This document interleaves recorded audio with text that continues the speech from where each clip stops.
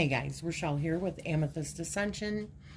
If you are new here, welcome. And if you are returning, thank you so much for joining me again. So what we're doing here today is a quick review and possibly a walkthrough of a deck that I purchased from the beautiful Julianne Victoria. And the book is called Shedding Light on Jyotisha, or Jyotisha, which is Vedic Astrology for Beginners, the second expanded edition. This book, I did finish it. It is absolutely wonderful. For anybody that would like to learn anything about Vedic astrology, I highly recommend this book. She talks about what is Vedic astrology, or Jyotisha. I'm not sure how it's pronounced. So I'm going to read just a little bit out of the front of this. It says Vedic astrology, or Jyotisha, stems from the Vedas, the ancient texts from India, which date back thousands of years through the oral traditions. Though the oral traditions may go back much further. The word Veda means knowledge and is related to the English word video, vision, wisdom, and the like. Jyotisha, which means both the heavenly bodies and light, is the branch of wisdom from the Vedas that developed from studying the patterns of light, of the planets and of the stars, and from studying the correlations of these patterns to events and experiences of life here on Earth. In other words, the ancient Vedic sages discovered that the astrology of the heavenly bodies is a macrocosmic reflection of our more microcosmic earthly life. Though it is common to say that a planet or transit of a planet is influencing someone in a certain way, the planets and the stars don't actually control our lives. That is a common misconception. A bigger perspective of the interconnectedness of all things, one that is beyond that of strictly linear thinking, is needed to truly study and understand astrology. Meditating on the following concepts will help to expand our perspective. So, yeah, I suppose I can go into the macrocosm reflects the microcosm, and vice versa. From Hermeticism, as above, so below, as within, so without, as the universe, so the soul. The universe is like a fractal. What is in the part is in the whole, and the patterns repeat to infinity. So that tells you a little bit about it. She goes into fractal, sidereal zodiac, explaining it, lunar zodiac, the 9 planets, or the grahas, which is the sun, the moon, Mercury, and there's different names for them in here too. Venus, Mars, Jupiter, and Saturn. The other ones were not detected at that point that this was started, so they're not part of this. And then you have your Rahu and you have your Ketu that she talks about that are in your astrological chart. She talks about the 12 zodiacs, or the Rashis, and the 4 elements, earth, air, fire, water. And she goes into the different 3 characteristics, which are like your cardinal, your fixed, and your mutable signs. She talks about all of the different signs. Once she does that, she also shows you like the 12 houses, how they're laid out. You have your North Indian style and your South Indian style if you're looking at your astrological chart, and then how your houses break down. And then she talks about the 4 motivations, or the Purusharthas. I'm sure I'm just not, saying these properly. But one is Dharma, one is Artha, one is Kama, and one is moksha. Then she talks about the different houses, what each house represents and where it starts, which it starts, the first house is determined by your ascendant. She talks about the 27 nakshatras, which that has to do with the time that you are born and what moon is in your house. It says studying the moon and the nakshatras, the lunar mansions, is very important in Vedic astrology. In the birth chart, the nakshatras influence the solar sign they are in, as well as the planets that are in those nakshatras. The ruling planets and the ruling deities of the nakshatra also have subtle influences on the planets residing there. So I'm just going to show you, I know which one is my nakshatra, and just to give you a brief rundown. That's mine, Uttara Palaguni. So I'm going to read to you what mine is. And keep in mind, there's 27 lunar, nakshatras, lunar mansions. Uttara Palaguni is the 12th of the 27 nakshatras. Uttara, which means concluding, is the second half of the constellation shared with the previous one, Purva Palaguni. And like Purva Palaguni, or Falaguni, the symbol for Uttara Falaguni is also the bed, which represents the flow of power, courage, and ambition from the higher self into the physical and earthly plane. Each of the four legs of the bed symbolize the four koshas, or sheaths, that our souls experience here on earth. The physical, Annamaya kosha, the subtle, Pranamaya kosha, and the emotional, or astral, Manamaya kosha, and the intellectual, Vijnanamaya kosha. The ruling planet is the sun, which represents our higher selves, our souls, and the divine, our source of life, power, and creation here on earth. The ruling deities, like Uttara's first half, are Aryaman and Bhaga, showing this to be a very fortunate nakshatra.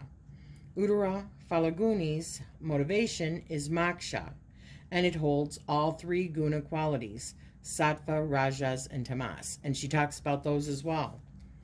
Those with natal moon in Uttara Falaguni are able to unify the inner and the outer with the awareness of being a soul experiencing a human existence. They can achieve success both materially and spiritually. It talks about it spans 26 degrees to 40 in Leo and to 10 degrees in Virgo, ruled by the sun, deities, Braga, just a rundown. And then it goes on to the other ones. And then after you get through the 27 nakshatras, then she goes into the basics of interpreting your birth chart, which you can get from, just type in Vedic birth chart. And then she talks about the ascendant and the physiological associations. Then she talks about, like, what all of the signs, their physiological associations. Like, for instance, I am a Capricorn, so it would be bones, knees, and connective tissue. Then she talks about the planets and the general physiological associations.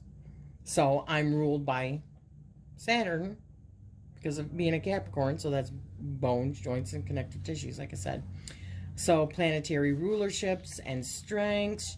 She talks about the different planets and what they're exalted in and what they're debilitated in, which means when they have more strength and or a little bit weaker.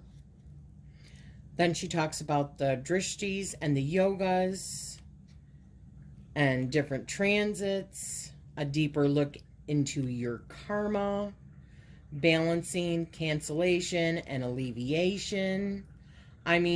Retrogrades. She just goes into great detail, even down to like sample charts and everything. So if you really, really want to understand, she makes this so easy to learn. I cannot even tell you. And then the deck. These were bought separately. I will be putting links to both of them. I got the book off of Amazon, and I got the I got the book off of Amazon, and then the study deck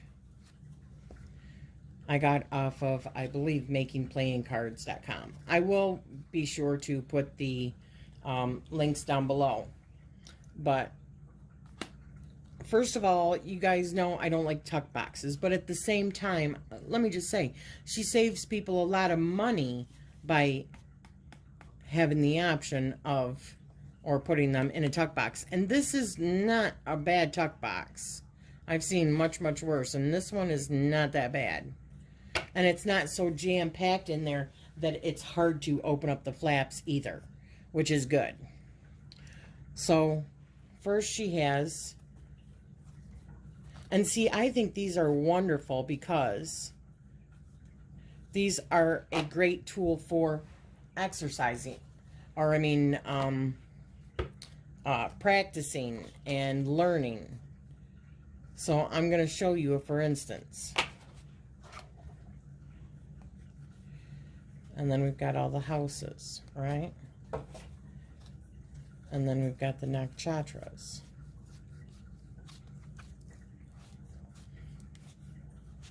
That might be, okay, yes. Then we've got the nakshatras. So, if you're wondering about something,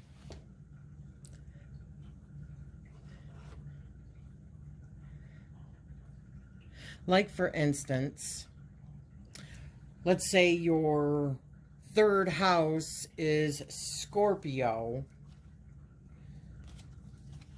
which is ruled by, I can't remember, Jupiter maybe? We will find out.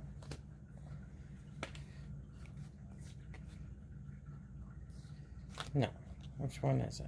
Okay, it's Mars. Okay. And then we'll pull out the Scorpio card.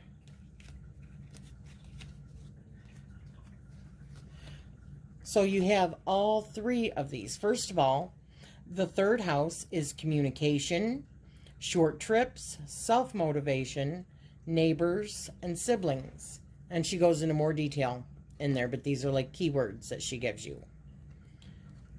So then you know that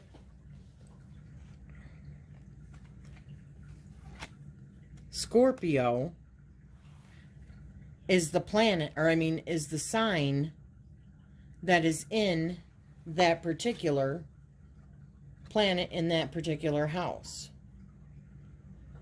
So, and these are all just examples. Scorpio means tenacious, deeply emotional, and transformative. It's ruled by Mars, fixed water sign, Scorpio, eagle.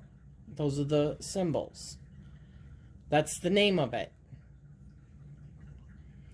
So, it's exalted in Capricorn and debilitated in Cancer.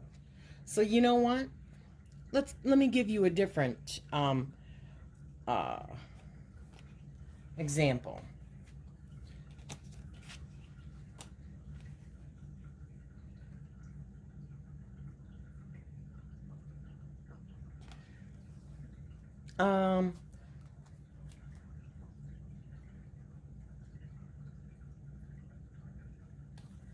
Okay.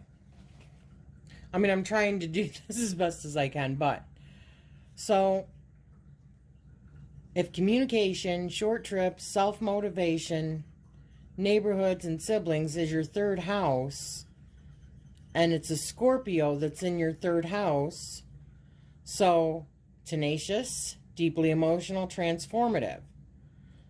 So maybe you're going to have problems when you're younger in life, and these are just examples of not being able to communicate or maybe being shut down. There's way more involved than that, but I'm just trying to show you how these cards can give you like a brief understanding if you're going through and start placing these cards in where your house is, how they show up. because of the different 12 houses, you're going to have different signs that show up, and maybe a north node or what have you is going to show up in one of your houses also. And that's what your Rahu and Ketu are. South node, which is about past karma, liberation, and wisdom. So maybe let's say if your south node was in your third house, then maybe you might have past karma from one of these things, or these are one of the things that you have to work on again. Or if it was your north node, it could be present karma that you're dealing with, and ambition and illusion in this particular. Maybe there's some sort of illusion that's going on with your, siblings or neighbors or communication. I don't know. She gets more in detail, but these are just like, the more you learn, these are great resources just for self-exploration. And I think that's a huge part in our shadow work. The more and more I read about astrology, and in all of the different ones, another thing is, I found out, I am a Capricorn. I'm actually a Capricorn Aquarius cusp in Western astrology. But in Vedic astrology, I'm a Capricorn. But like when they ask you in Vedic astrology in comparison to Western astrology, when they say, what's your sign? They're usually referring to your sun sign in Western astrology. But in Vedic astrology, they're actually, referring to your ascending sign. And in Western astrology, I am a Cancer rising. But in Vedic astrology, I am a Gemini rising. And so they would say that when somebody asks, as far as Vedic astrology, what's your sign? I would be a Gemini, as in comparison to a Capricorn Aquarius cusp for sun. I mean, it's just amazing. And then finding out the different things that are in your different houses. And she really, really helps you just dig in. And then with these tools, I highly recommend it. And it's a wonderful resource for digging in a little bit better and maybe understanding a little bit of your own shadow that you maybe didn't realize before.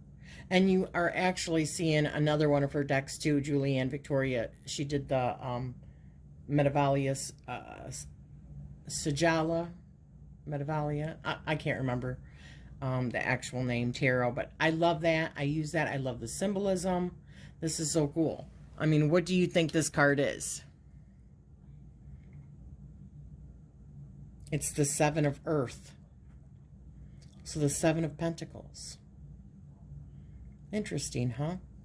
So what's it make you think of? So anyways, I mean, I probably went off track there.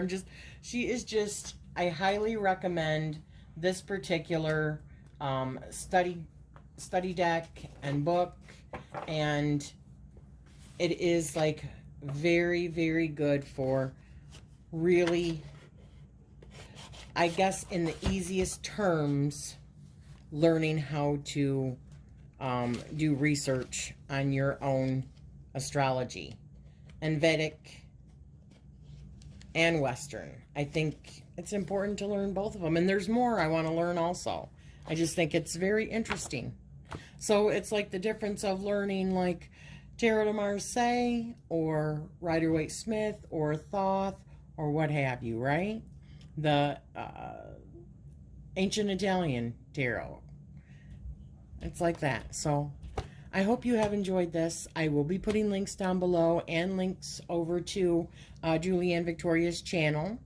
And I am sending you love and light. Thank you so much.